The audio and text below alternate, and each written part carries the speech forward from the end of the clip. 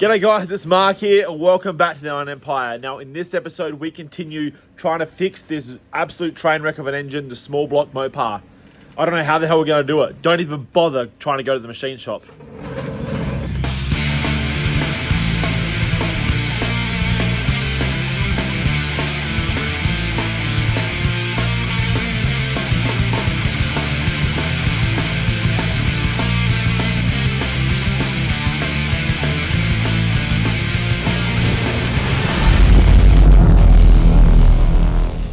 Okay, so we're just on our way down to Haron engine reconditioning. I've got a bunch of motors down here which I've been needing to get rid of for years, really. There's a few that are still being built, but there's a few that are just on the back burner. So I'm finally going to pick at least one of them up, and I'm also going to drop off a little bit of money as well, so the boys can continue on with the build of one or some of these engines. So yeah, we're going to pull in, see what we got sitting in the shelves and see if there's any goodies that we can pull out of this. One of them being a 318, hopefully to fix the Dodge Dart 318. And as per usual, they are all locked up as if they're closed to keep out people like me, stop them from being bothered.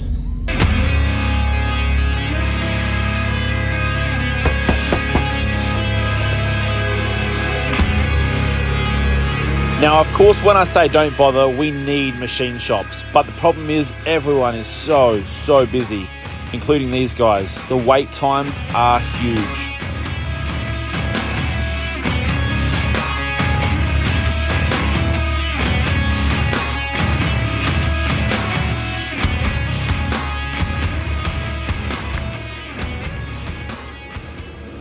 Alright guys, so here we are down at Haron Engine Reconditioning. I've come down here to try and source some parts for the Dart. I pulled out the Dart engine, 318 small block, to find it totally knackered. The thrust bearing has eaten through the side of the crankshaft and basically needs to be repaired. So my options are repair that for whatever figure it may be, or find a new crank and then go down that path. Now, down here at Haron Engine Reconditioning, where I get all my machine work done, I've had quite a few engines sitting around for too many years. Don't ask the boys about that, I'm in the bad books. But this is one of my motors, it's a 318.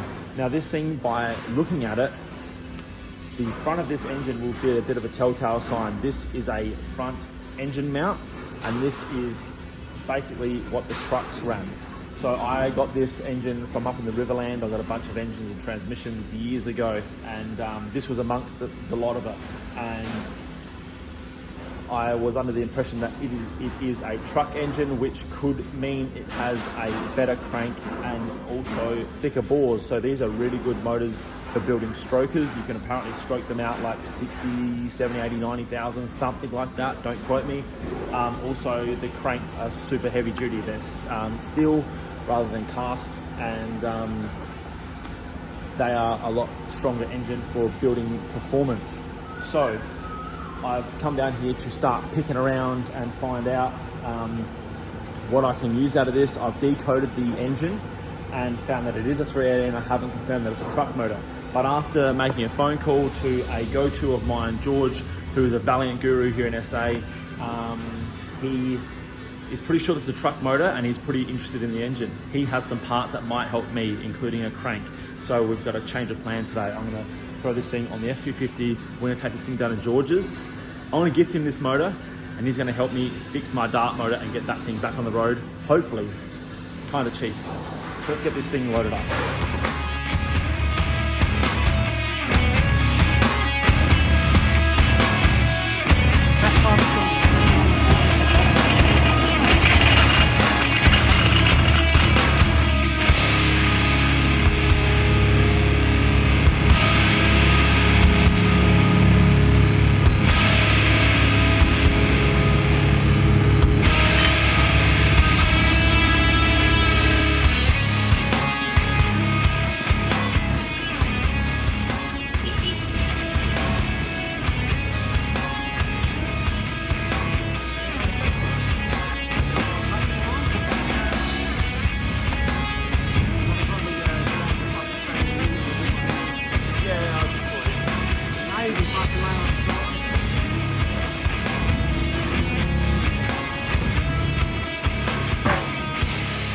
we got the 318 all loaded up. I've got to tie this down, obviously, and then Chris is busting my balls to get one more out. We've got a flathead V8 for a hot rod build that I started collecting parts for years ago, and it's not going to happen anytime soon, so I'm going to grab that as well, and then that'll be a job for another day.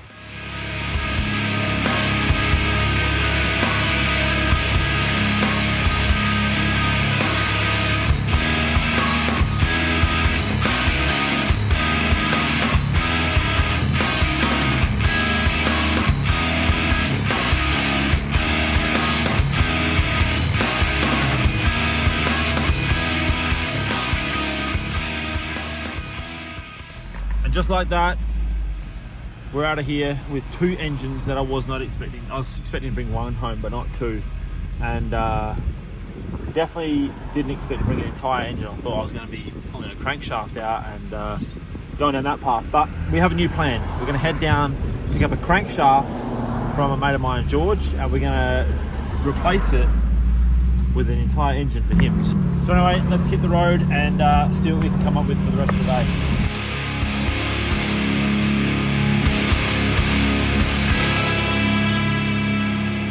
Here we are in George's shed with, here's my Mopar guru. Now we're doing a bit of a swap deal. He has, his ears have pricked up once I told him I have the 318 here, and he's got me a crank here ready to go. So we're going to take a look at that, see if we can save the dart with some spare parts. That crank has come out of one of his many 318s, which he has built into strokers. So here's some good leftover parts ready to go. So he's got a lot of Mopar stuff around the place. As you can see, this awesome Barracuda's just built. He's got a nice VJ, also running small block. And this 318 that I'm gifting today is looks like it's going to go in the VC, which was going to run a slant. So that's now going to be a V8 to go with the rest of them. Old faithful, the VC, which is how I actually met. George is here with the old Red Bulls back in the day. I used to do those. And yeah, a lot of go fast bits and how to build a car pocket friendly, we'll call it. And that's what we're going to try and do with this dart. Budget builds. That's it, budget builds. But yeah, how good is this Barracuda looking? So George builds all these cars in shop right here in his home garage, and yeah, does quality work, and we're just trying to work out a nice happy medium between built properly and built cheaply. So we have to come up with a bit of a compromise there when it comes to fixing the dart, but I think I'm in the right place. So yeah, all this sort of stuff fully inspires me, but unfortunately I struggle to stay on one project. So maybe George can help me do that. Easy fixed.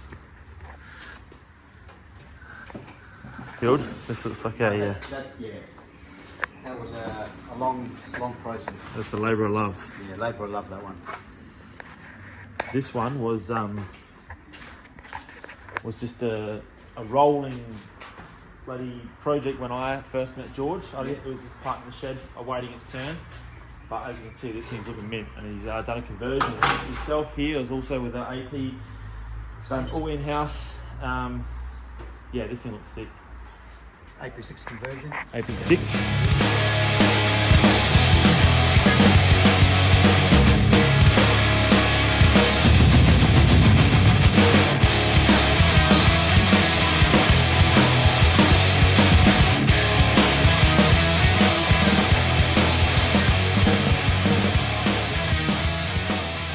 I better give you a hand, actually. Hang on.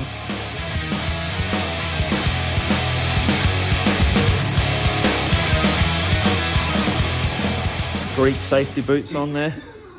Yeah, Greek safety boots, yeah. Lose a few toes. You know what? This will be a good motor actually. Once we work it out. Okay, so after I left George's, I took the crankshaft back to Haron Engine Reconditioning, where the boys threw it straight on the bench and measured to see how straight this thing was. This thing come within 1 thou of dead straight, so I'm happy with that result. But regardless, we're going to give this thing a grind, and we're going to ground it down to 10 thou under on both sets of journals. So a new set of bearings through this thing, and we've sorted our crankshaft issues. Whew. Now, onto the rest of the motor. All right, guys, it is silly season. Christmas time, everyone is bleeding their pockets dry, spending up big, so why stop now? If you want to jump onto the online store, this is probably your last chance to grab yourself something or buy something for a family member, a loved one. If you want to share the love with the Iron Empire, jump onto the online store right now. This is probably your last chance before the end of the week for me to get all these orders in the post and to your doorstep before the fat man comes down the chimney. I have some fresh OGTs in stock yet again. These things always sell out, but they are stocked right now. The only change, they are on new garments. We have AS color. They should be able to be thrashed out and hopefully last up, but like I said, they're a bit of a better fit. I'm happy with these ones. But not only that, if you want to change it up slightly, if you want to add a little bit of color to the mix, I know you guys love your color, black, black, or black. We'll throw a little bit of a change. Maybe you guys could change it up with some gray instead. I have gone with a gray long sleeve tee. Now, the reason I've gone with a long sleeve in summer is because I am sick to death of getting crucified by the sun when I'm out in the paddock working, and I freaking hate sunscreen. So I always throw on a long sleeve shirt while I'm out in the paddock working. And obviously black just soaks in all the heat. So we've gone with the lightest color other than white, because white will just get destroyed. We've got ourselves the black X Tools with the Iron Empire on the sleeve. If anyone wants to jump on and grab a grey long sleeve for a bit of a change, these are also in stock as of right now. You can go to theironempire.com.au. I will have that written right here on the screen. And once again, if you want to get in before Christmas, I will send them before the end of the week. Make sure they get to you before Christmas Day. All right, let's get back into this one. Okay, so we're now back home with the engine. It's been a few more days and I've been agonizing over the build on this car for days now. I'm still undecided, to be honest with you, what way I want to go with this engine, but I am starting to lean very heavily towards leaving it factory. Now, I know that sounds a bit boring. We've got a motor that is torn down right now that does need cam bearings. It does need a new crankshaft. To put it all back together standard seems like, oh, this is the time to build it. But at the same time, you got to remember, this engine come out of the car only to tidy the engine bay and paint the engine. So it was never going to be a performance car. That was never on the cards. So if I was to get it back to the state it was, but fresh and a decent engine that's not going to cause me any issues, I'd be more than happy with that result. And it's going to save me a hell of a lot of time and bulk money.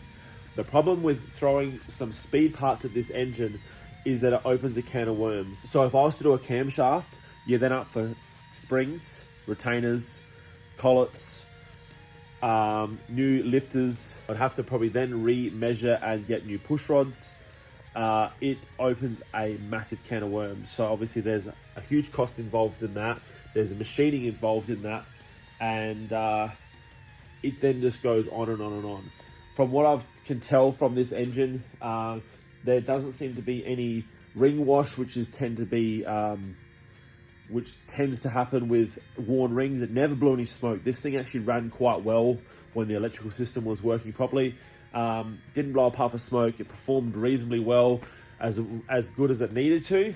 So to start throwing parts at this car just for the sake of it, because the part is a little bit, get a bit excited, to be honest with you. That doesn't say I've counted it out, but at this stage, it's looking very unlikely.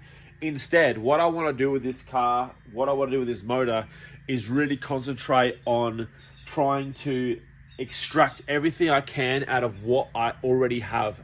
And I'm talking about putting in a little bit more time, stuff that you can do here in the backyard, in your own shed, to try and basically extract the best of we can out of this, rather than throwing new bits at it. That includes reseating the valves. I'm going to do a little bit of valve work myself. I'm probably going to do a very minor and basic port job on the heads. I want to match port the intake manifold and the potentially the exhaust.